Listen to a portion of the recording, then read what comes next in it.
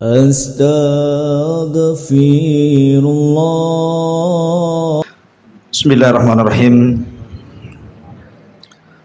Assalamualaikum warahmatullahi wabarakatuh.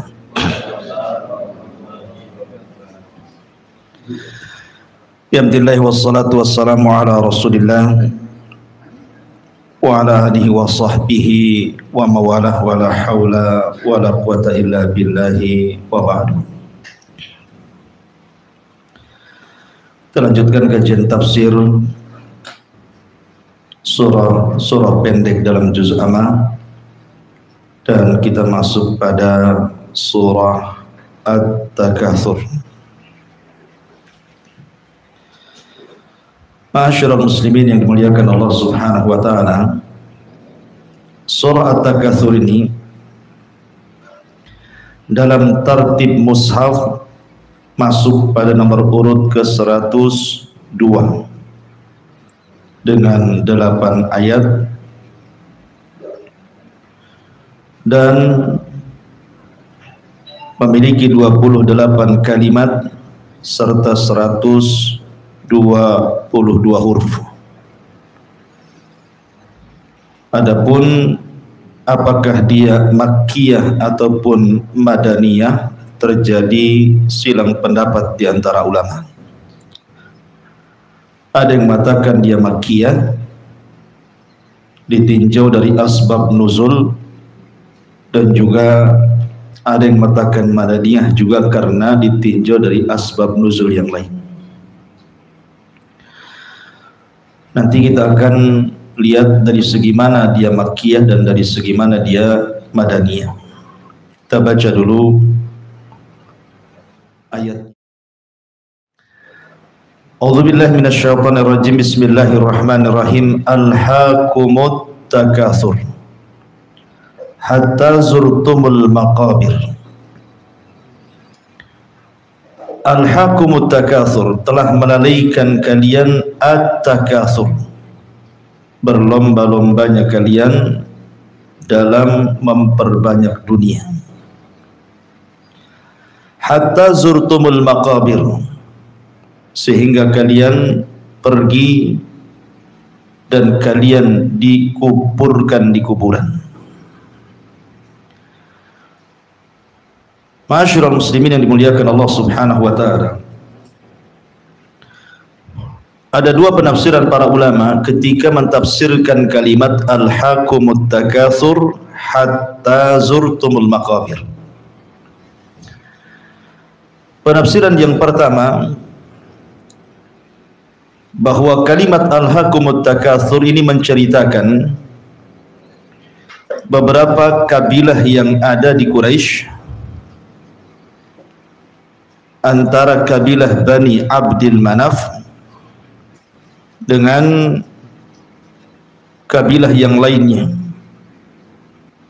Karena kita tahu bahwa kebiasaan bangsa Arab ini di zaman jahiliyah, mereka suka membangga-banggakan keturunan, ahsab dan ansab. Kalau ahsab itu reputasi kakek moyang mereka, tapi kalau nasab itu cerita turunan ke bawah, kalau ahsab itu ke atas. Makanya Nabi SAW mengatakan ada 4 perkara dari perkara-perkara jahiliyah kalian tidak bisa meninggalkannya. Salah satunya Nabi mengatakan al-fakhru fil ansab, al-fakhru fil ahsab wa ta'nu fil ansab, berbangga dengan ahsab dan mencela nasab. Karena berbangga mereka, jadi mereka menghitung orang-orang sukses di antara mereka, bahwa kabilah kami, lihat orang kayanya 100 orang gitu ya, pendekarnya 100 orang, orang-orang suksesnya 100 orang, nah gitu ya. Nanti kabilah lain menghitung juga, oh kami lebih banyak. Ketika kemudian mereka menghitung-hitung yang hidup, maka mereka pun akan menghitung orang-orang yang sudah meninggal. Mereka datang ke kuburan, kemudian ditunjukkan nih kuburan ini mantan menteri, yang itu mantan presiden, yang itu mantan ini, mantan itu. Maka yang satunya juga sama nih, kuburan ini juga sama, sampai hitung kuburan, kan orang-orang jahiliyah itu. Ya. Makanya kemudian Allah Subhanahu wa taala mengatakan alhaakumut takatsur hatta zurtumul maqabir. Ketika mereka menghitung orang hidup mereka dan sudah tidak ada lagi, maka mereka datang ke kuburan, kemudian mereka menghitung orang-orang yang sudah dikubur. Lihat orang-orang jahiliyah. Makanya Allah Subhanahu wa taala berfirman dalam Al-Qur'an, fa idza qadaitum manasikakum fadhkurullaha kadzikrikum abaikum. Fa idza qadaitum manasikakum, kalau kalian sudah selesai melaksanakan manasik haji kalian, maka ingatlah Allah sebagaimana kalian selalu menyebut-nyebut bapak moyang kalian. Karena mereka suka seperti itu, berbangga dengan ahsab dan juga nasab. Ini satu penafsiran. Penafsiran yang lain, maksudnya alhaakumut takatsur hatta zurtumul maqabir ini, artinya jangan sampai kemudian menyibukkan kalian karena kalian ini sibuk dengan mencari harta, kekayaan, kedudukan, kepemimpinan, sampai kalian lalai mengingat Allah Subhanahu wa taala sehingga kematian menjemput kalian. Itulah makna alhaakumut takatsur hatta zurtumul maqabir. Artinya jangan sampai menyibukkan kalian at-takatsur itu, berbangga-bangga dengan harta, berbangga-bangga dengan jabatan, pangkat dunia, hatta zurtumul maqabir, sehingga kalian tidak sadar kalian dibawa ke kuburan, kemudian kalian dikubur di situ. Sementara harta tidak dibawa, jabatan tidak dibawa, kepemimpinan tidak dibawa, apalah maknanya orang yang masuk ke dalam kubur itu. Makanya kenapa kemudian para ulama mengatakan bahwa kemuliaan jasad itu kalau ruh ada padanya. Selama jasad itu ada ruh yang disebut dengan nafsun jiwa, maka orang itu masih dimuliakan. Apakah Anda jadi menteri, jadi presiden, orang kaya, RT sekalipun, kalau ruhnya masih nempel di jasad, dimuliakan tuh. Coba ruhnya dicabut dari jasad, tinggal jasadnya saja begitu ya, dimuliakan enggak? Enggak akan dimuliakan. Karena semuanya sama, kalau sudah ruhnya keluar jadi jenazah kan gitu. Pakaiannya sama, warnanya putih, diantar oleh keranda sampai dikubur. Dikubur pun ditinggalkan manusia. Mau Anda mantan apapun, kalau sudah dikubur ditinggalkan manusia. Lalu apa yang disombongkan? Alhaakumut takatsur hatta zurtumul maqabir. Karena begini ikhwan, di dalam Al-Qur'anul Karim Allah Subhanahu wa taala berfirman, i'lamu annamal hayatud dunya la'ibun wa zinatun wa tafakhurun bainakum wa takathurun fil amwali wal aulad. Ini hakikat dunia. Nabi SAW mengatakan hakikat dunia itu, i'lamu, ketahuilah, innamal hayatud dunya, kehidupan dunia itu satu, la'ibun, hanya permainan.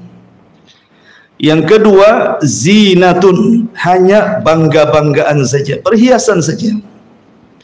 Kemudian tafakhur bainakum, saling berbangga dan sombong di antara satu dengan yang lainnya. Kemudian yang keempat, takathurun fil amwal, hanya memperbanyak harta saja. Kemudian yang terakhir, wal audah, memperbanyak anak, kemudian bangga dengan anak. Ini 5 perkara hakikat dunia. Makanya kemudian di ujung ayat Allah mengatakan, wa mal hayatud dunya illa mata'ul ghurur. Kehidupan dunia ini hanya perhiasan yang menipu hakikatnya. Maka di sini Allah mengatakan alhaakumut takatsur, jangan menyibukkan kalian dari zikir kepada Allah karena kalian sibuk mengejar dunia dan meninggalkan akhirat. Makanya kenapa ketika Nabi SAW bicara tentang orang yang mereka meninggalkan salat, apa kata Rasul? Ulaika ma'al, mereka bersama orang-orang yang disebutkan dalam hadis Nabi. Pertama, ma'a Fir'aun, akan dikumpulkan bersama Fir'aun. Kemudian wa Haman, dikumpulkan dengan Haman. Kemudian yang ketiga dikumpulkan dengan Qarun, dan yang keempat dikumpulkan dengan Ubay ibn Khalaf. Rasul menyebutkan 4 orang. Orang yang tidak pernah atau meninggalkan salat, maka mereka dikumpulkan dengan 4 orang ini. Pertama Fir'aun, yang kedua Haman, yang ketiga Qarun, dan yang keempat Ubay bin Khalaf. Kenapa? Karena orang lalai dari salat itu biasanya, pertama Fir'aun maksudnya kekuasaan. Ketika orang sibuk mengejar kekuasaan, berpolitik, maka dia akan disibukkan dengan itu dan tidak akan memikirkan salat. Yang kedua Haman. Haman itu perdana menteri. Perdana menterinya Fir'aun, Haman itu. Maka sibuk melayani penguasa dengan cara menjilat penguasa, ke sana kemari mempromosikan gitu ya, supaya diangkat lagi. Kalau bisa 10 periode. Ya. Sibuk sana sini, akhirnya lupa salat. Kemudian Allah contohkan dengan Qarun, karena Qarun itu sibuk dengan harta. Orang kalau sibuk dengan harta, jama'a malahu wa addada yahsabu anna malahu akhlada, maka lupa dengan salat. Kemudian dicontohkan dengan Ubay bin Khalaf, karena Ubay bin Khalaf ini seorang peniaga. Orang yang sibuk dengan berdagang, mencari harta dengan berdagang, maka akan melalaikan dari salat. Makanya Allah katakan di sini, alhaakumut takasur hatta zurtumul maqabir. Jangan menyibukkan kalian dari berlomba-lombanya kalian mencari harta, mengejar dunia, mengejar kekuasaan. Nanti juga kalian akan masuk ke kuburan. Itu maksudnya. Ya. Ma'asyiral muslimin yang dimuliakan Allah Subhanahu wa taala. Nabi sallallahu alaihi wasallam ketika menjelaskan tentang hakikat harta, maka Nabi SAW mengatakan, maluka ma akalta fa afnaita, wa ma labista fa ablaita, wa ma tasaddaqta fa abqaita. Hartamu, kata Rasul, yang kau makan pasti habis, yang kau pakai pasti usang, tetapi yang kau belanjakan itulah sesungguhnya hartamu yang sesungguhnya. Makanya Rasul mengatakan, idza mata ibnu Adam in qata amaluhu illa min salasin, salah satunya sadaqatun jariyah. Sedekah yang mengalir itulah harta yang akan dibawa mati. Selebihnya harta itu hakikatnya at-tajmi wa tafriq. Apa tajmi wa tafriq itu? Tajmi itu hanya mengumpul-ngumpulkan saja, habis itu ditinggalkan. Itulah hakikat harta. Karena orang itu semakin tua, ketika dia dari muda memang sudah jadi pembisnis sukses, semakin tua bukan beristirahat. Coba lihat para pengusaha itu kan, makin tua itu bukan beristirahat, artinya bukan mencukupkan dengan yang ada, yang dia cari semasa di dunia, tapi justru makin tua makin sibuk dia, makin buat cabang sana, cabang sini, cabang sana, cabang sini. Sebagaimana dengan bertambahnya uban, bertambahnya pula kesibukan dunia. Itulah orang tua. Artinya harta ini tidak akan mengenyangkan, bahkan tidak akan memuaskan sama sekali. Kalau seandainya dia bercita-cita punya 1 lembah emas, sudah punya itu pasti pengen lagi lembah emas kedua, lembah emas ketiga, dan begitu seterusnya. Makanya kemudian Allah mengatakan hakikat harta itu tajmi, dikumpulkan sampai rumahnya banyak, kendaraannya banyak, asetnya di mana-mana.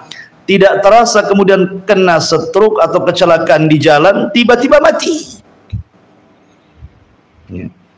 Lalu apa yang ditinggalkan coba? Dari pagi sampai sore dia bekerja, dari muda sampai tua dia bekerja, sudah banyak hartanya mati. Itulah makanya hakikat harta itu dikumpulkan kemudian ditinggalkan menjadi rebutan ahli warisnya. Makanya Allah mengingatkan dengan kalimat alhaakumut takasur hatta zurtumul maqabir. Ada seorang penyair mengatakan, ara ahlal qusuri idza umitu banau fawqal maqabiri bis-suhuri abau illa mubahatan wa fakhran alal fuqara'i hatta fil kuburi. Aku melihat mereka orang-orang kaya itu apabila mereka mati, maka mereka akan membangun di atas kuburan mereka layaknya istana. Mereka enggan kecuali hanya sekedar membangga-banggakan dirinya terhadap orang-orang fakir, sampai pun ketika mereka masuk ke dalam kuburan. Artinya bahwa sekaya apapun orang itu pasti mati. Fir'aun di mana sekarang? Di kuburan. Namrud di mana? Di kuburan. Kaum Ad yang kuat-kuat itu sekarang di kuburan. Kaum Samud, kaum Nuh, semua di kuburan. Dan ketika Nabi SAW mengistilahkan hatta zurtumul maqabir, ketika kita ke kuburan, apa bahasanya? Ziarah kubur kan? Ziarah kubur. Kalimat ziarah itu bukan menetap, namanya ziarah. Antum datang ke rumah saya, ana ziarah ke rumah Abu Humairah. Apakah kemudian ketika antum masuk rumah saya, antum tidak mau pergi sampai mati di situ? Enggak kan? Paling sebentar saja ziarah itu. Namanya ziarah kan mampir, ngobrol, terus pulang. Artinya bahwa kuburan itu juga tempat ziarah. Karena ada alam lain selain kuburan. Namanya akhirat nanti, padang mahsyar, ada surga dan neraka. Di kuburan pun mampir. Bukan selamanya orang di kuburan itu. Sebagaimana orang di dunia juga mampir, di kuburan juga mampir. Nanti hakikat kehidupan itu imma fil jannah wa imma fil nar. Boleh jadi orang itu masuk ke neraka, naudzubillah, atau boleh jadi dia masuk ke dalam surga. Jadi kalau kuburan saja, ziarah saja, apalagi kehidupan dunia. Makanya Nabi SAW mengatakan kepada Ibnu Umar dan mengatakan kun fid dunya ka'annaka gharib aw abiru sabil, kan gitu ya. Wah Ibnu Umar, jadikan di dunia itu seperti orang asing atau seperti seorang musafir yang hanya singgah sebentar kemudian melanjutkan perjalanan. Ma'asyiral muslimin yang dimuliakan Allah Subhanahu wa taala. Kemudian Allah Subhanahu wa taala mengatakan, alhaqumut takatsur hatta zurtumul maqabir kalla saufa ta'lamun thumma kalla saufa ta'lamun. Kalla ini kalimat jazr, jangan begitu. Artinya janganlah kalian mengejar dunia itu sampai melalaikan Allah. Janganlah kalian mengejar jabatan itu sampai melalaikan mengingat Allah. Janganlah kalian sibuk dengan urusan dunia ini akhirnya Allah ditinggalkan. Kalla, jangan seperti itu. Saufa ta'lamun, kalian nanti akan tahu. Kemudian Allah ulang lagi, summa kalla, kemudian jangan begitu. Saufa ta'lamun, kalian akan mengetahui. Kalimat dua kali saufa ta'lamun, summa kalla saufa ta'lamun. Apakah dua kalimat yang terulang itu litakid, hanya untuk menguatkan, ataukah litaksis, artinya bahwa saufa ta'lamun yang pertama berbeda dengan saufa ta'lamun yang kedua? Para ulama berselisih pendapat.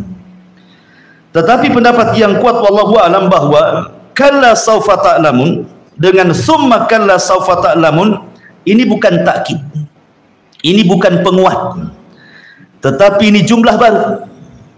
Karena bagaimanapun dalam bahasa Arab at-ta'sis muqaddam ala ta'kid, kata ulama. Kalau ada dua kalimat yang terulang, maka jumlah baru itu lebih diutamakan dibandingkan penguat. Satu. Yang kedua, ada kalimat summa, kemudian. Kalimat kemudian ini menunjukkan ada waktu, ada jeda di situ. Berarti saufa ta'lamun pertama berbeda dengan saufa ta'lamun kedua.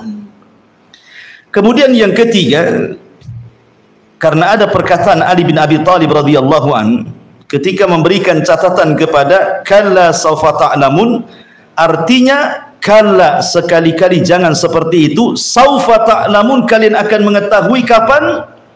Inda sakaratil maut, ketika anda mengalami sakaratul maut. Karena orang yang sedang sakaratul maut, dia melihat apa yang kita tidak bisa melihat. Orang yang sedang sakaratul maut itu melihat apa yang kita tidak bisa lihat. Karena dia melihat malakul maut, melihat catatan amalnya.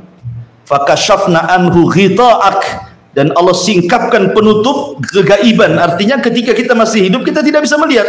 Tapi orang yang sedang sakaratul maut, dia melihat malakul maut dan melihat catatannya walaupun sesaat. Ini makna yang pertama. Kemudian summa kalla saufa ta'lamun, kata Ali bin Abi Thalib, maksudnya saufa ta'lamun kedua ini, dan jangan seperti itu karena engkau akan mengetahui kelak kalau sudah masuk di dalam kubur. Jadi saufa ta'lamun yang kedua ketika sakaratul maut, dan kalla saufa ta'lamun yang kedua ketika orang sudah masuk ke dalam kubur. Begini gambarannya, ikhwan. Ketika orang sedang sakaratul maut, maka Allah Subhanahu wa taala mengutus, ada yang mengatakan 4 malaikat. Satu malakul maut, memang tugasnya hanya mencabut nyawa saja. Namanya disebut malakul maut. Kemudian yang 3 itu disebut rusulul maut. Makanya Allah berfirman dalam Al-Quran, tawaffathum rusuluna. Tawaffathum rusuluna menggunakan jama'. Maka mereka diwafatkan oleh rusuluna, utusan-utusan kami. Lah tugas 3 malaikat ini, pertama mengambil kain kafan dari sorga, yang kedua membawa hanut minyak wangi dari sorga, dan yang ketiga menghabar gembirakan kalau dia ruhnya orang beriman. Sebagaimana firman Allah Azza wa Jal, innal ladzina qalu rabbuna Allah tsumma istaqamu tatanazzalu alaihimul malaikatu alla takhafu wa la tahzanu wa abshiru bil jannati allati kuntum tu'adun. Orang-orang yang mengatakan Rabb kami Allah kemudian istiqamah dengan kata-kata itu, maka malaikat akan turun dan membisikkan di telinganya, jangan takut, jangan sedih karena sorga sudah menanti. Jadi ada malaikat yang membisikkan kabar gembira, dan ada malaikat yang menyiapkan kain kafan dari sorga, dan ada malaikat yang membawa hanut minyak wangi dari sorga. Jadi ketika malakul maut mencabut roh itu, kemudian diletakkan di kain kafan, kemudian dibungkus, dan tugas malaikat maut sampai di sini. Kemudian rusulul maut baru yang mengangkat ke langit. Kemudian dibukakan langit pertama, kedua sampai ketujuh. Kemudian Allah Subhanahu wa taala firmankan, letakkan kembali ruhnya ke dalam jasadnya, tapi catatan yang mengikuti di bawahnya, angkat sampai ke tempat yang disebut dengan illiyin, tempat yang paling tinggi di sorga. Lah ulama mengatakan, ketika memberikan catatan hatta idza balagatit taraq wa qila man ra, apabila ruh itu sudah sampai di sini, ruh itu kan keluar dari mulut. Sebagaimana Allah meniupkan ruh lewat mulut, maka dikeluarkan dari mulut. Dan Rasul mengatakan, idza qubidatir ruh tabi'ahul basar. Kalau ruh dicabut dari mulutnya, maka pandangan mengikutinya. Maka setiap orang mati itu pasti melotot. Maka disunahkan ditutup supaya jangan menakuti orang. Ya. Lah di situ ketika Allah mengatakan hatta idza balagatit taraq, ketika ruh sampai di tenggorokan, wakila man rah, siapa yang bisa meruqyah dia? Maksudnya mengembalikan, mengobati dia, mengembalikan ruhnya, enggak ada yang bisa. Lah ketika itu Allah mengatakan fakashafna anhul ghita'a, Allah singkap alam kegaiban bagi dia. Dia bisa melihat malakul maut. Kita tidak bisa melihat malakul, tapi orang yang sedang sakarat dia tahu malakul maut, nampak bagi dia. Dan juga catatan amalnya, ya. Kalau catatan amalnya selama di dunia itu baik, ya kan, maka di situ terkadang ditampakkan husnul khotimah, terkadang dia meninggalnya senyum, terkadang berkeringat di dahinya, terkadang membaca Al-Quran, terkadang membaca la ilaha illallah, ditampakkan di situ. Ya. Tetapi kalau ini ruhnya bukan orang yang beriman, ruhnya orang kafir, tentu tugas malaikat-malaikat lain akan berbeda, karena kain kafan diambil dari neraka dengan bau busuk yang luar biasa, yang membisikkan pun membentak-bentak dan mengatakan ya ayyatuhan nafsul khabithah, katanya, wahai jiwa yang buruk, ukhruji ila sakhatin mir rabbik, keluar karena Allah sudah menanti dengan kemurkaannya. Kan takut ruh ini mau keluar, maka ruh dipaksa keluar sampai Rasul mengatakan seperti safud. Safud itu macam cerulit gitu ya, macam senjata bengkok, kemudian dimasukkan ke dalam kambing wol. Kambing wol yang belum dicukur itu kan gimbal-gimbal itu rambutnya, dimasukkan ke dalam bulu kambing wol, kemudian disiram kambing itu, maka akan nempel bulu-bulunya. Kemudian dipaksa pisau itu sehingga merontokkan bulu-bulunya. Begitulah Allah gambarkan lewat lisan Rasul bagaimana kematian orang kafir. Lah saat itulah maka orang itu akan menyesal. Di situ akan terjadi penyesalan saat sakaratul maut. Makanya Allah mengatakan, kalla saufa ta'lamun, sekali-kali jangan begitu. Saufa ta'lamun, engkau akan mengetahui, hari itu pasti datang sakarat maut itu. Karena orang kalau sudah terlalaikan dengan dunia, dia akan merasa bahwa hidupnya dikekalkan. Makanya Allah mengatakan, jama'a malahu wa adada yahsabu anna malahu akhlada, kan gitu ya. Orang kalau sudah mengumpulkan harta, dia akan lupa kalau dia akan mati biasanya. Akan lupa kalau dia akan mati. Apalagi cenderung kemudian dia dengan hartanya bermaksiat kepada Allah, makin lupa kehidupan akhirat itu. Makanya jangan, Allah mengingatkan di sini, jangan seperti itu, jangan dilalaikan kalian. Jangan seperti itu. Ataupun di sini Allah mengatakan tsumma kalla saufa ta'lamun. Ini taksis kalimat kedua, berbeda dengan kalimat yang pertama, kata Ali bin Abi Thalib. Kemudian jangan seperti itu.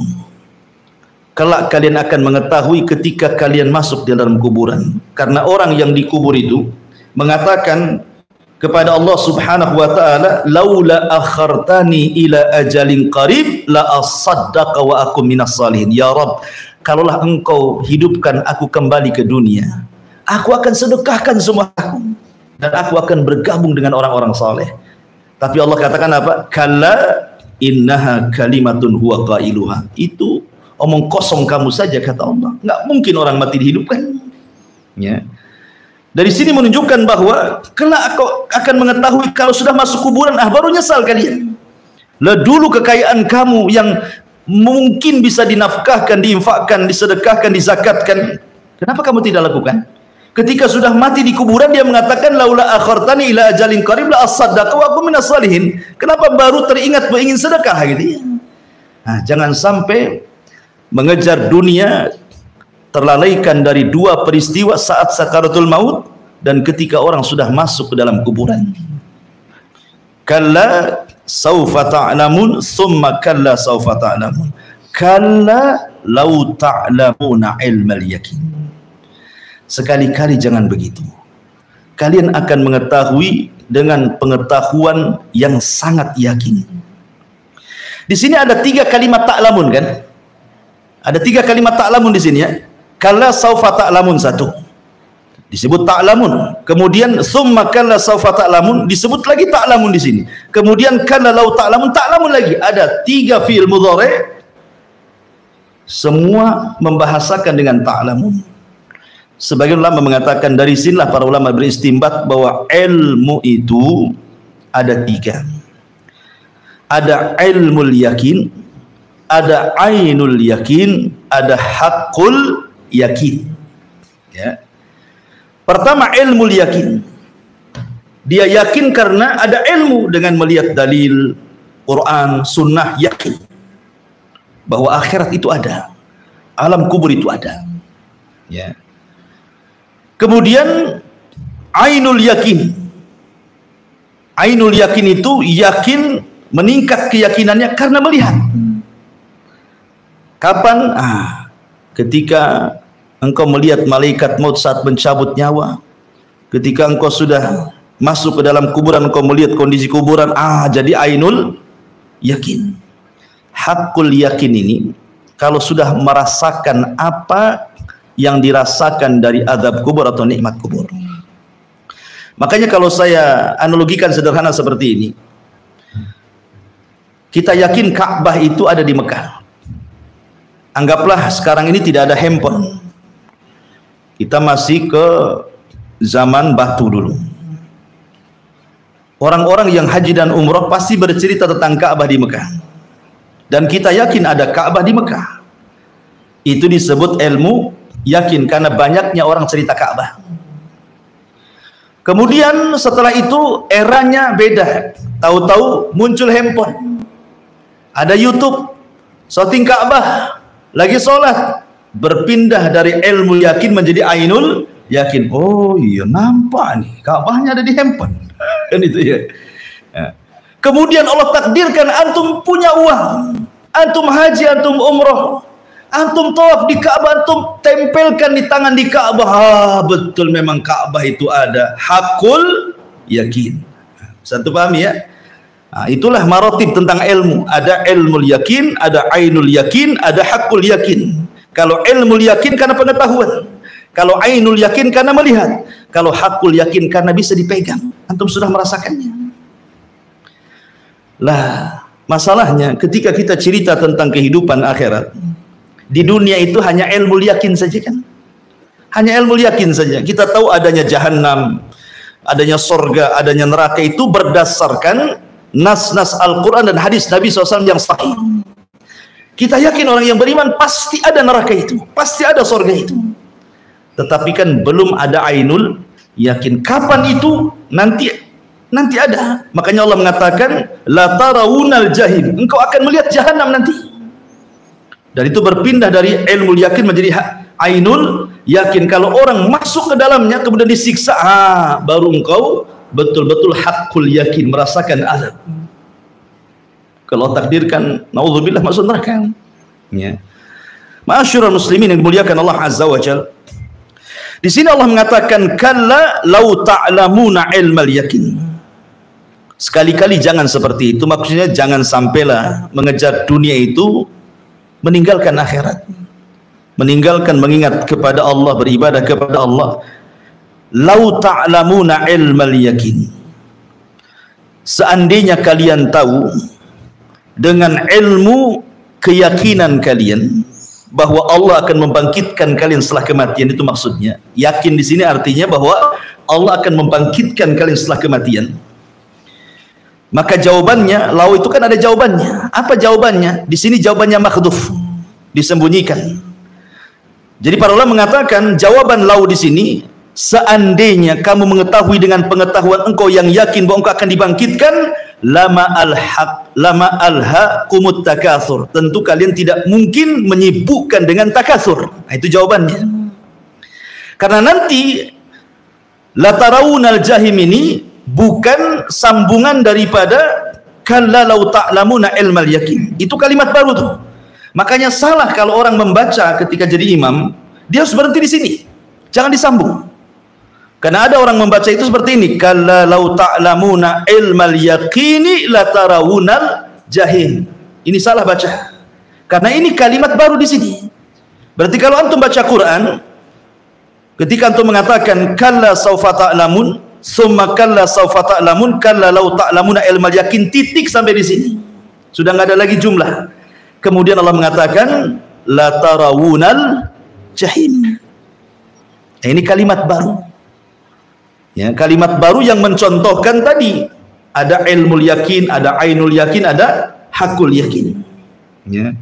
Jadi ketika Allah mengatakan kalla law ta'lamuna ilmal yakin, sekali-kali janganlah kalian seperti itu. Seandainya kalian tahu dengan keyakinan kalian bahwa kalian akan dibangkitkan kelak setelah kematian, tentu kalian tidak mungkin berlomba-lomba untuk mengejar dunia akhirnya meninggalkan akhirat. Nah, gitu takdirnya. Ya. Berarti titik jumlahnya sampai di sini. Baru kemudian Allah Subhanahu wa taala memberikan contoh tentang ilmu yakin, ainul yakin, hakul yakin. La tarawunal jahim. Summa la tarawunaha ainal yakin. Di sini la tarawunal jahim adalah ilmu yakin. Kenapa? Karena tentang adanya neraka itu disebutkan dalam Al-Qur'an. Dan Nabi SAW juga suka menggambarkan bagaimana kengerian neraka itu. Dan bagi kita orang yang beriman harus yakin apapun yang dihabarkan Quran sebuah kebenaran, apapun yang diucapkan Rasul sebuah kebenaran.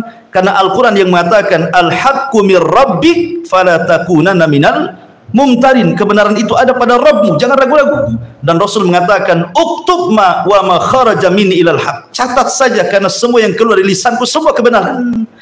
Artinya ketika Quran ngomong tentang neraka, Rasul bersabda tentang neraka, kita harus ada keyakinan. Itulah kalimat la tarawunal jahim. Kemudian dari ilmu yakin Allah contohkan berpindah menjadi ainul yakin. Apa? Summa la tarawunnaha ainal yakin. Kemudian kalian kelak akan melihat neraka itu dengan kedua mata kalian. Karena begini ikhwan, saya akan cerita sedikit tentang akhirat. Ketika manusia dibangkitkan di padang mahsyar itu, maka manusia akan dipermisalkan dengan dua binatang. Pertama laron, yang kedua belalang.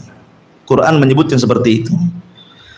Adapun laron disebutkan dalam surah Al-Qariyah. Al-Qari'atu mal qari'ah wa ma adraka mal qari'ah yauma yakunun nas kal farash.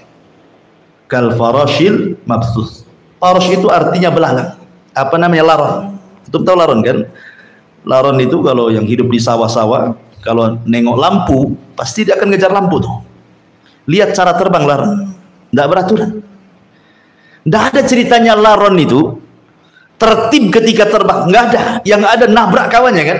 Tahu-tahu sayapnya sudah berserak saja di bawah tuh. Tahu-tahu sudah jatuh satu. Ya. Beda dengan belalang. Keunggulan belalang itu kalau dia sedang terbang dengan kawanannya, maka dia akan tertib mengarah ke satu arah. Ya. Lah Allah sebutkan dua binatang. Pertama kal farashil mabsus, yang kedua kal jaradil muntashir. Seperti jarad belalang yang berterbangan, yang berhamburan. Apa bedanya? Kenapa Allah permisalkan orang itu ketika bangkit seperti laron dan orang itu seperti belalang begini? Ketika Allah Subhanahu wa taala mempermisalkan dengan laron, itu awal kebangkitan. Ketika Allah mengatakan dalam Al-Qur'an, "Idza zulzilatil ardu zilzalaha wa akhrajatil ardu athqalaha." Dan kami keluarkan beban-beban berat, maksudnya manusia yang mati sejak zaman Adam sampai yang terakhir dibangkitkan itu, maka mereka dibangkitkan seperti laron. Dan ingat, ketika kita dibangkitkan di padang mahsyar, sudah tidak ada kaitan kita dengan dunia. Kalau kita masih hidup di dunia ini, ada kaitan kita dengan dunia, ada gravitasi. Berarti kita ada hubung kait dengan dunia kan? Karena kita masih berpijak di dunia, ada gravitasi, kita nggak mungkin terbang karena kesedot bumi.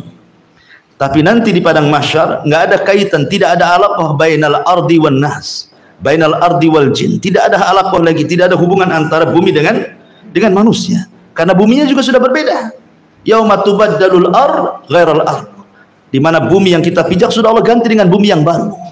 Bukan bumi dilenyapkan kemudian Allah ciptakan bumi yang baru, tidak, tetap bumi ini yang kita pijak, cuman dirubah bentuknya. Jadi padang mahsyar, di mana padang mahsyar itu rata, tidak ada bukit, tidak ada gunung, dan tidak ada lembah, rata semua. Kalau di sekarang kan ada bukitnya, ada gunungnya, ada lembahnya. Kalau padang mahsyar itu rata, tidak ada maklam, tidak ada alamat, semua berwarna putih. Disitulah manusia dibangkitkan, dan manusia itu terbang ke sana kemari nggak jelas.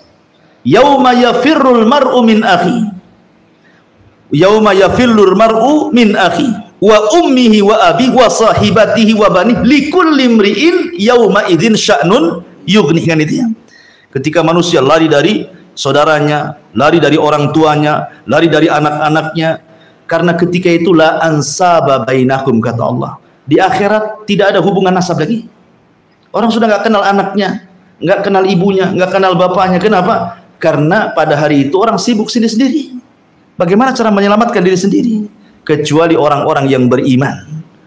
Allah mengatakan, walladzina amanu wattaba'athum dzurriyyatuhum biimanin alhaqna bihim dzurriyyatuhum. Dan orang-orang yang beriman, kemudian dia tularkan keimanannya kepada keluarganya, maka saat hari berbangkit mereka akan dikumpulkan. Ketika mereka dibangkitkan, di sampingnya ada istrinya, ada suaminya, ada orang tuanya, ada anaknya. Mereka akan dikumpulkan, minimalnya mengurangi rasa takut ketika mereka dikumpulkan. Tapi orang yang tidak seperti itu, maka mereka akan lari ke sana kemari.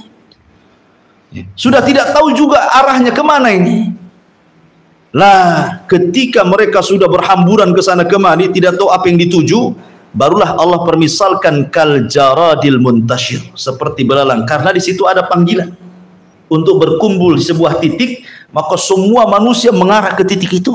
Barulah Allah permisalkan seperti jaradil muntashir, seperti belalang yang berhamburan. Karena belalang kalau terbang teratur dia, lain dengan laron. Ya. Lah ketika manusia itu sudah dikumpulkan di padang mahsyar, ikhwan, maka disitulah Allah Subhanahu wa taala mengatakan, wa jaa rabbuka wal malaku saffan saffan wa ji'a bi jahannam yauma idzin yatadzakkarul insan wa anna lahu dzikra yaqulu ya laitani yaqulul insan ya laitani qaddamtu li hayati fa yauma idzin la yu'adzibu adzabahu ahad wa la yusik wasaqahu ahad. Ketika itu Allah Subhanahu wa taala mendatangi manusia, walaupun ada khilaf di antara ulama akidah, apakah orang kafir melihat Apakah tidak? Kalau orang mukmin pasti sudah melihat, karena itu bentuk ziyadah nikmat. Lah ketika Allah datang, semua malaikat berbaris bersaf-saf. Ya. Ketika itu Allah Subhanahu wa taala panggil Jahannam. Yu'ta bi Jahannam, maka datangkan Jahannam, di mana Jahannam itu memiliki 70.000 tali kekang. Satu tali kekang, kata Rasul, digeret oleh 70.000 malaikat. Betapa besarnya Jahannam. Makanya ketika orang dimasukkan ke dalam Jahannam itu, padahal orang neraka itu berbeda dengan orang ahli sorga. Kalau ahli sorga itu postur tubuhnya sama dengan Adam, 30 meter atau 60 hasta. Tapi orang yang masuk ke Jahannam ini, ke neraka ini, dibesarkan badannya. Giginya saja seperti gunung Uhud. Gimana badannya? Tetapi Jahannam tidak pernah penuh dan mengatakan hal mim mazid. Ada tambahan? Masukkan saja. Ya. Nggak penuh-penuh itu neraka itu. Lah ketika kemudian betul-betul Jahannam itu dihadirkan, itulah kalimat summa la tarawunnaha ainal yakin. Kemudian Allah contohkan setelahnya, la tarawunnal jahim summa la tarawunnaha. Kemudian engkau betul-betul akan melihat neraka itu. Waji'a bi Jahannam, Allah datangkan neraka Jahannam, semua orang menyaksikan. Ketika itulah manusia terbagi menjadi 3. Quran menyebutnya pertama as-sabiqun as-sabiqun ulaikal muqarrabun. Mereka adalah orang-orang muqarrab, orang-orang yang selalu dekat dengan Allah Subhanahu wa taala. Maka mereka akan diangkat sehingga Jahannam di bawahnya sampai di bawah arsy. Kemudian yang kelompok yang kedua disebut ashabul yamin. Wa ashabul yamin. Siapa ashabul yamin? Mereka orang-orang yang kebaikannya lebih banyak dibandingkan keburukannya. Allah angkat juga Jahannam ada di bawahnya. Maka yang tersisa adalah orang-orang yang zalimu li nafsi. Mereka tetap di bawah, dikelilingi oleh Jahannam. Lah mereka inilah yang menunggu syafaat dari Nabi SAW, syafaat dari amal salehnya, karena mereka dikelilingi dengan Jahannam. Ya. Dan mereka menyaksikan Jahannam itu sehingga Allah mengatakan la tarawunal jahim summa la tarawunnaha ainal yakin. Betul-betul kau akan melihat neraka itu. Makanya sahabat Nabi SAW, Handalah Ghasilul Malaikah, pernah mengatakan di hadapan Abu Bakar, ya Abu Bakrin, kalau saya duduk bersama Nabi, Rasul cerita tentang neraka itu seolah-olah neraka berada di pelupuk mataku, seolah-olah nampak. Makanya seorang yang beriman, kata para ulama, ketika dia yakin berdasarkan Quran dan Sunnah bahwa Jahannam itu atau neraka-neraka yang lain itu memang hak adanya, maka seolah-olah dia bisa melihatnya. Nanti saya akan contohkan dari asbab nuzul yang terakhir. Summa latus'alunna yawma idzin 'anil na'im. Kemudian sungguh kalian akan ditanya pada hari itu tentang nikmat. Kalimat summa latus'alunna yawma idzin 'anil na'im. Ada seorang penyair mengatakan, walau ana idza mitna turikna lakana al-mautu rahata kull hayyin walakinna idza mitna bu'ithna wa nus'alu ba'da dza'an kulli syai'in. Kata penyair mengatakan, ada yang mengatakan ini perkataan Ali bin Thalib, kalaulah kita dimatikan oleh Allah, diwafatkan oleh Allah, habis itu Allah tinggalkan, enggak dihisab, enggak diazab, tentu kematian sebuah istirahat bagi setiap orang yang hidup. Kalau seandainya orang habis mati selesai gitu ya, nggak diapa-apain, tentu kematian sebuah istirahat. Pantaslah orang itu untuk bunuh diri, menyelesaikan keperitan hidup dunia, bunuh diri sajalah. Tetapi walakinna idza mitna bu'isna, masalahnya apabila kita mati kemudian kita dibangkitkan, wa nus'alu ba'da dza'an kulli syai'in, kemudian ditanya segala sesuatu yang kita lakukan di dunia, ini masalah ya. Semua akan ditanya masalahnya. Summa latus'aluna yauma idzin 'anin na'im. Kisah ini ada asbab nuzulnya. Kalau asbab nuzul al-hakumut takatsur, ini cerita orang Mekah. Berarti dari segi ini disebut Makkiyah. Tapi kalau dari segi summa latus'aluna yauma idzin 'anin na'im, ini asbab nuzulnya Madani. Jadi ada sebuah riwayat yang sahih Ketika Madinah suatu ketika dilanda musim pacaklik hebat. Sampai orang sudah kelaparan. Makanan tinggal sedikit. Maka tiba-tiba Abu Bakar dan Umar radhiyallahu anhu keluar. Fi waqti zahir, di waktu ketika panas terik. Orang Arab itu jarang keluar di waktu itu karena panas ekstrim di sana itu. Ketika mereka keluar, tiba-tiba berjumpa dengan Nabi SAW. Rasul heran sehingga Rasul bertanya, "Wa ma akhrajakuma?" Apa yang menyebabkan kalian keluar berdua? Maka keduanya mengatakan, "Ju ya Rasul," lapar wahai Rasul. Kemudian keduanya bertanya, "Wa ma akhrajaka ya Rasul?" Lalu apa yang mengeluarkan kau dari rumah wahai Rasul? Rasul pun mengatakan, "Ju ya Abu Bakrin." Aku juga lapar. Subhanallah. Orang terbaik semua ini. Dan ini menunjukkan apa? Keutamaan Abu Bakar dan Umar. Abu Bakar dan Umar itu selalu bersama Nabi SAW, tidak terpisahkan. Makanya keduanya adalah dua menteri Nabi SAW, wazira Rasulullah SAW. Maka Nabi SAW kemudian mengajak keduanya untuk pergi ke perbatasan Madinah. Di sana ada seorang sahabat Ansar yang dermawan, namanya Malik ibn Tihama al-Ansari, atau dikenal dengan Abu Khaisam kunyahnya. Ketika Nabi SAW sampai di rumah Abu Khaisam ini, ketika itu Abu Khaisam sedang pergi, tapi ada isi di rumahnya, istrinya. Kemudian Nabi mengetuk pintu, "Assalamualaikum." Tidak dijawab. Kemudian Rasul mengucapkan lagi, "Assalamualaikum." Tidak dijawab. Kemudian yang ketiga, "Assalamualaikum." Tidak dijawab. Ingat bahwa Rasul mengajarkan kalau antum bertamu mengucapkan salam 3 kali langsung pulang. Jangan ngintip. Ini "Assalamualaikum" 3 kali nggak dijawab, ke belakang. Nggak digedor di depan, digedor belakang. Nanti belakang ini nggak dijawab lagi, tengok di gorden. Nggak boleh.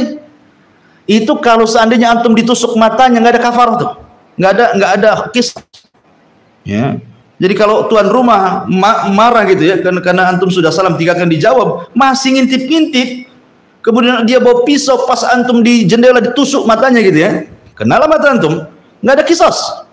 Ya. Karena Nabi SAW menyuruh kalau sudah salam 3 kali nggak dijawab, pulang, nggak boleh dipaksa. Ya. Maka Nabi ketika tidak dijawab pulang, dia pulang. Ketika pulang rupanya istri Abu Khaisam memanggil-manggil. Kemudian ditanya oleh Rasul, "Kenapa engkau tidak menjawab salam?"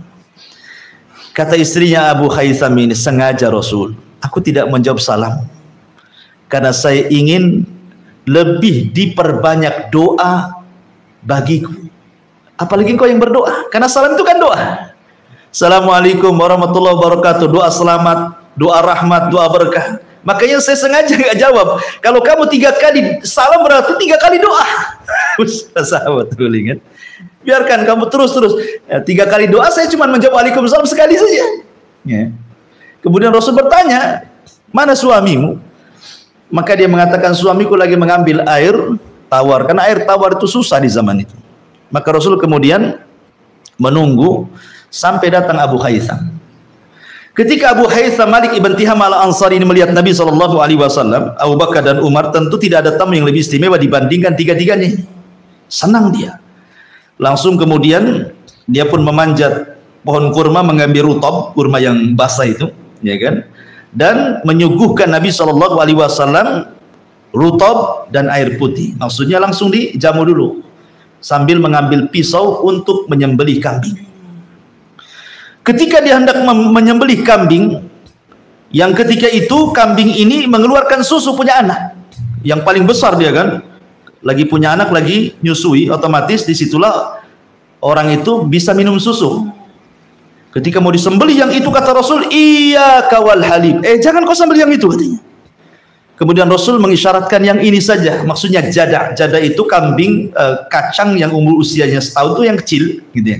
Kasus yang ini saja. Kenapa? Karena memang waktu kelaparan, janganlah kasihan. Susunya kan bisa diminum. Orang lagi musim lapar. Yang ini, maksud Abu Khaisam itu, Malik ibn Tiham, kan ingin memuliakan Nabi. Pasti dia akan memberikan terbaik untuk tamu, kan begitu. Tapi Nabi SAW mengajarkan bagaimana ada bertamu. Ya, ada bertamu, Rasul jangan tidak mau menyusahkan tuan rumah, maksudnya. Jangan yang ini saja. Beda dengan antum. Ya, keluarkanlah semuanya. Gitu ya, nggak bersyukur. Dikasih kopi minta teh susu. Wah. Jadi Nabi ingin meringankan, makanya kemudian Nabi menyuruh yang ini, akhirnya disembelih jadah itu, kemudian dikuliti dan direbus, kemudian dihidangkan. Rasul sudah minum, sudah makan tamar, dihidangkanlah itu daging rebusan itu. Ketika kemudian sedang makan, posisi makan, namanya daging rebus itu kan keluar asap tuh. Tiba-tiba Nabi SAW menangis, ya. Sehingga kemudian Abu Bakar Siddiq radhiyallahu yang lagi makan nih berhenti, dia ikut menangis tanpa bertanya kenapa Anda menangis terus. Enggak. Itulah ciri khas Abu Bakar, apapun yang dilakukan Nabi langsung dilakukan dia tanpa bertanya apa alasannya. Beda pula dengan Umar. Umar mengatakan lagi makan nih, melihat keduanya menangis kan hilang seleranya. Dia mengatakan, ya Rasulullah, harusnya lagi seperti ini senanglah, di depan kita nikmat Allah. Ini nikmat semuanya, ada daging, ada tamar, ada minum. Harusnya senyum, bukan menangis, kan gitu kan. Maka kemudian Umar bertanya, apa sebab menangisnya Rasul? Kata Nabi SAW, ya Umar, sesungguhnya ini yang kita makan ini, daging, tamar, air, la tus'alunna yawma idzin anin na'im. Akan ditanya. Turunlah surah Takasur. Dari segi ini berarti Madani, ya, karena kejadian kan di Madinah, ya. Coba bayangkan kalau seandainya hanya daging kambing, kemudian juga tamar, kemudian air putih akan ditanya di hadapan Allah. Anda bisa bayangkan orang yang emasnya gram-graman itu, ya kan? Orang yang uangnya miliar-miliar itu, orang yang asetnya di mana-mana itu, yang tanahnya hektar-hektar di mana-mana itu. Cemana itu pertanyaannya? Daging saja ditanya. Makanya Allah Subhanahu wa taala berfirman, "Falyanzuril insan ila ta'ami." Hendaklah manusia itu melihat makanan yang dimakannya. Kenapa kita disuruh melihat makanan yang dimakannya? Karena ada dua faedah. Pertama, kalau kita melihat makanan yang kita akan makan akan menimbulkan rasa takut. Kenapa? Ini akan ditanya ini.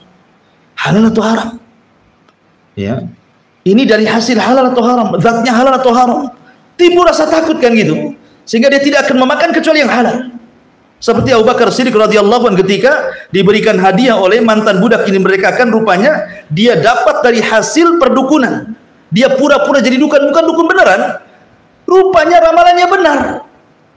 Akhirnya dikasih hadiah tamar, dihadiahkan kepada Abu Bakar.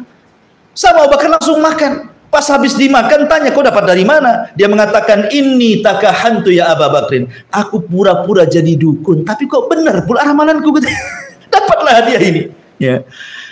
Abu Bakar langsung dimasukkan nih telunjuknya ke dalam mulutnya sampai dimuntahkan. Orang-orang mengatakan, ya Abu Bakrin, kau akan mati.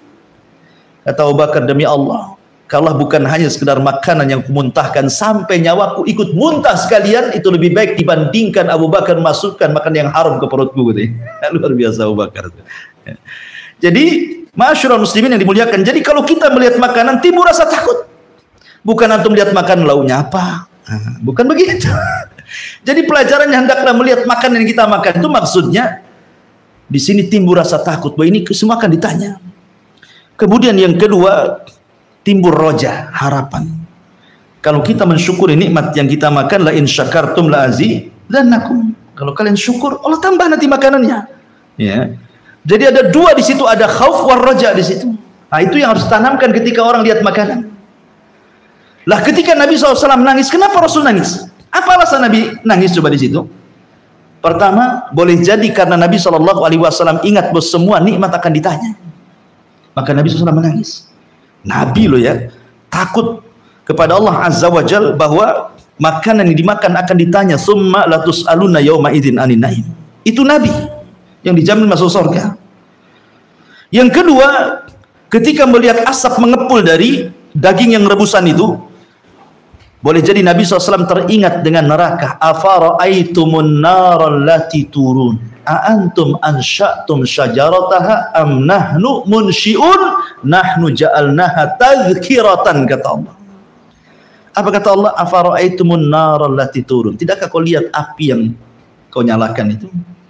Kita Kita sering melihat ada kebakaran rumah, kebakaran hutan, apalagi dengan ada medsos ini setiap hari kita lihat kebakaran. Tidakkah kau lihat api yang kau lihat itu? Pertanyaannya, siapa yang menyalakan api itu? Aku atau kalian? Sesungguhnya aku jadikan api itu tadhkirah. Ketika kita melihat api di dunia, seolah-olah kita diingatkan api di akhirat, itu maksudnya. Ya. Ma'asyiral muslimin yang dimuliakan Allah Azza wa Jalla, maka Nabi SAW mengajarkan hal yang luar biasa, bahwa kita harus takut bahwa nikmat akan ditanya. Yang kedua, kita diingatkan dengan akhirat. Maka surah At-Takatsur ini, ikhwatu fiddin muliakan Allah Azza wa Jalla, adalah peringatan besar bagi kita. Kemudian para ulama berselisih pendapat, tsumma latus'alunna yauma idzin 'anin na'im.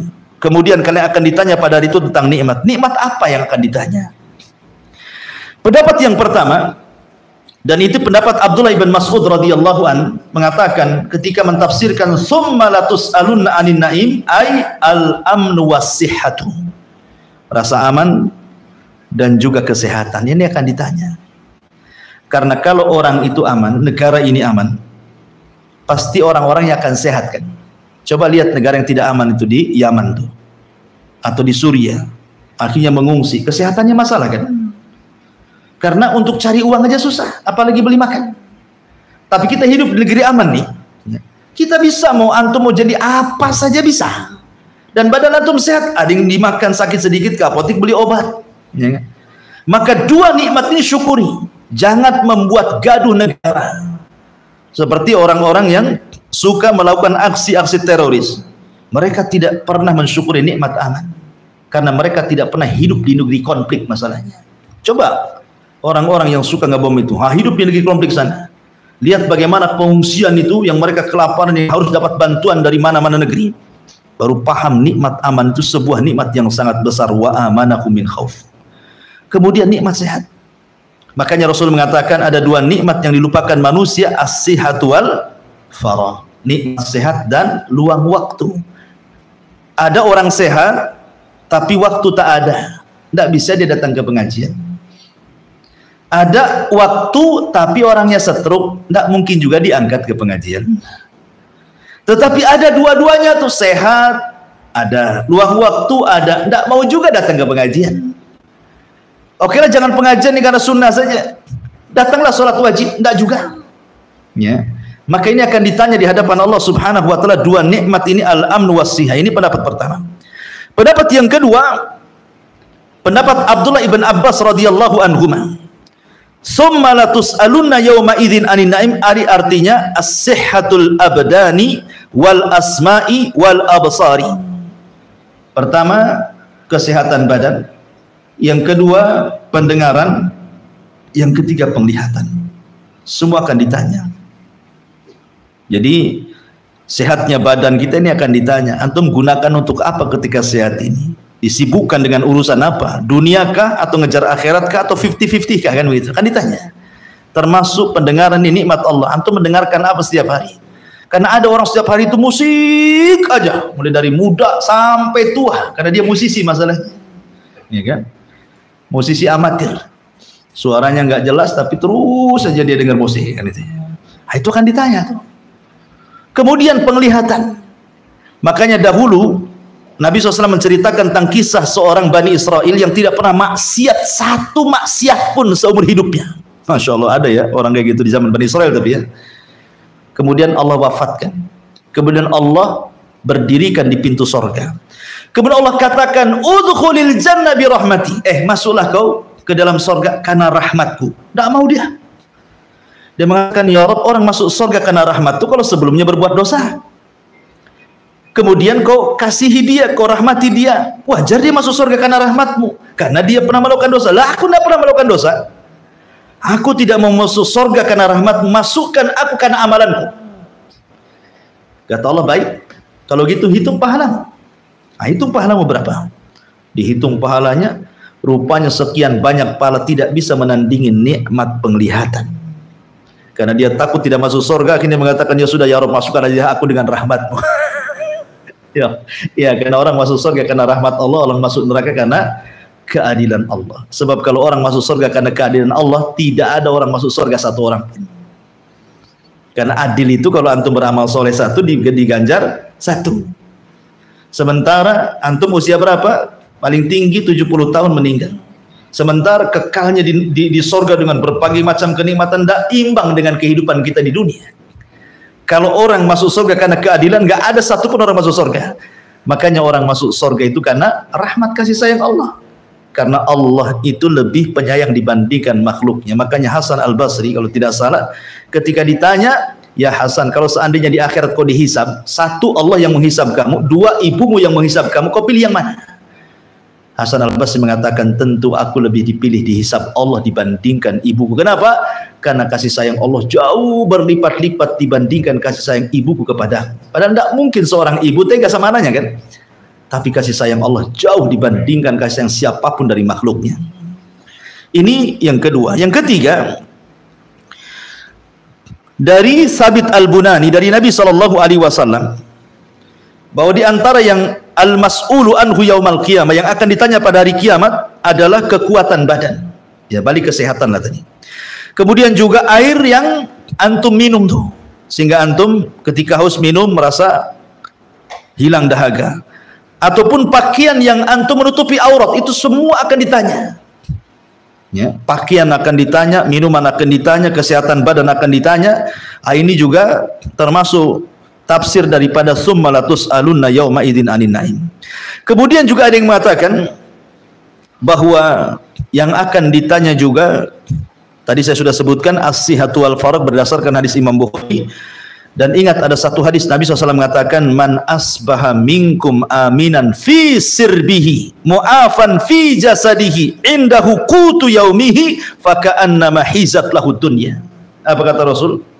Kalau antum di pagi hari antum aman, tidak ada yang meneror antum, nggak ada debt collector masuk ke rumah, nggak ada orang pinjam online nelpon karena antum tidak pernah pinjam, aman pokoknya, senang, nggak ada beban, walaupun hidup di rumah kontrakan, apalagi rumah sendiri.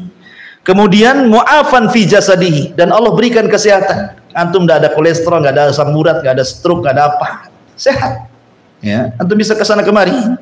Ya. Indahu qutu yaumihi, dan antum ada yang dimakan hari itu, walaupun hanya 2 kali makan atau 3 kali makan. Apa kata Rasul? Faka'annama hizat lahud dunya, itu seolah-olah dunia ada di genggaman antum. Karena tiga-tiganya menyulitkan orang. Kalau orang diteror dalam kehidupan, betapa banyak orang bunuh diri gara-gara diteror kan? Saya kemarin lihat YouTube itu ada gara-gara pinjaman online 10 juta lebih saja. Karena diteror bunuh diri dia. 10 juta bisa bunuh diri. Ya. Kemudian yang kedua, sakit badannya susah. Sampai stres orang sakit itu. Ada orang stres terbaring itu sampai bertahun-tahun, sampai dia kasihan dengan menjaganya, akhirnya lebih mati daripada hidup. Ya kan? Ataupun susah cari makan, terpaksa akhirnya ngais ngemis di jalan-jalan gitu, dihilangkan rasa malunya, yang penting makan, kan susah tuh. Tapi kalau 3 perkara ini Allah cukupi, itu sebenarnya antum sudah, dunia itu di genggaman kita sebenarnya. Itu yang kita cari. Apa yang antum dicari? Kan dicari itu kan keamanan, bisa makan, sehat badan. Nah, itu yang dicari dari dunia. Selebihnya nikmat ini gunakan fi sabilillah, di jalan Allah Subhanahu wa ta'ala. Inilah diantara tafsir surah At-Takatsur yang disebutkan oleh para ulama tafsir. Wallahu a'lam bishawab. Sampai di sini kita buat soal jawab saja. Silakan. Kan udah jam